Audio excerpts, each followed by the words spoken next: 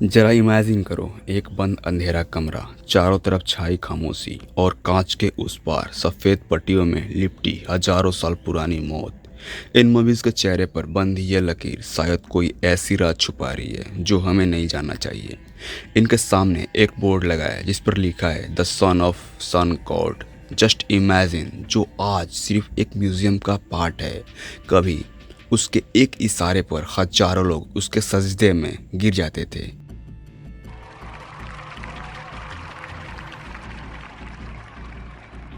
ये वो लोग थे जिन्होंने मिट्टी और पत्थरों से ऐसी इंजीनियरिंग खड़ी करी जिसे आज के मॉडर्न टेक्नोलॉजी भी एलियंस का काम मानती है। लेकिन सवाल ये है कि कोई इंसान इतना पावरफुल कैसे पा सकता है कि 3000 सालों तक एक पूरी सिविलाइजेशन उसके एक इशारे का इंतजार करे, और इतनी एडवांस सभ्यता अचानक गायब कहाँ हो गई। आज हम इजिप्ट के उस अंधेरे राज को खोलेंगे जहां से इन गॉड किंग्स का जन्म हुआ और वहीं उनका कब्रिस्तान बना। तकरीबन आज से 8000 साल पहले जब दुनिया प्यास और भूख से तड़प रही थी, तब रेगिस्तान के सीने को चीरकर एक नीली लकीर बहती थी जिसका नाम था नील रिवर। यह सिर्फ पानी नहीं था, ये जिंदगी थी। हर साल बाढ़ आता और अपने पीछे छोड़ जाता गहरी काली मिट्टी। इजिप्शियन के लिए यह मिट्टी सोने से कम नहीं थी। जब किसी सोसाइटी का पेट स्टेबल तरीके से रोज भरता हो ना, तो लोगों को एक एक्स्ट्रा लग्जरी आ जाती है, सोचने की और बड़े सपने देखने की। और उनका सबसे बड़ा ख्वाब था इमोर्टल, यानी कि अमरत्व। 3000 बीसी के आसपास इजिप्ट दो पार्ट में डिवाइड था। फिर एक शख्स उठा, नॉर्मर। उसने खून और रियासत से पूरे इजिप्ट को एक कर दिया। लेकिन यह सिर्फ नक्शे की बदलाव नहीं थी, ये खतरनाक आइडिया था। नॉर्मर ने लोगों को यकीन दिला दिया कि वो सिर्फ राजा ही नहीं बल्कि सूर्य देवता का जिंदा रूप है। अब फर्राहो की खुशी मतलब अच्छी फसल और उसका गुस्सा मतलब मौत। यहीं से फराहो का कॉन्सेप्ट शुरू हुआ। फराहो मतलब शासक। वे रिलीजन्स और पॉलिटिक्स एक ही बॉडी से मिल चुके थे, और गीजा के मैदानों में खड़े वो तीन विशाल ढांचे आसमान का सीना चीर दिया। पिरामिड्स। लोग कहते हैं कि ये गुलामों ने बनाए, पर सच इससे भी ज़्यादा हैरान करने वाला है।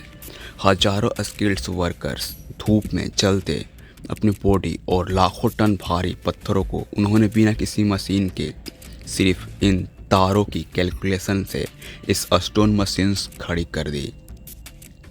उन्हें लगता था अगर वो राजा के लिए काम करेंगे तो मौत के बाद जन्नत उनकी होगी। क्या यह डिवोशंस था या सिर्फ एक डर? मौत के बाद क्या होता है?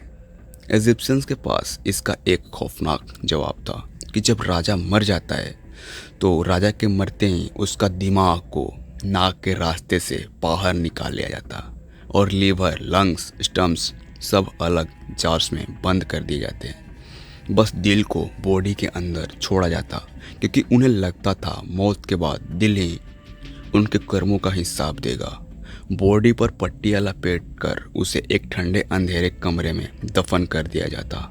साथ में रखा जाता सोना, खाना और यहाँ तक के नौकरों के पुतले भी, ताकि अगली दुनिया में कोई कमी न रह सके। लेकिन वक्त हमेशा एक जैसा नहीं रहता।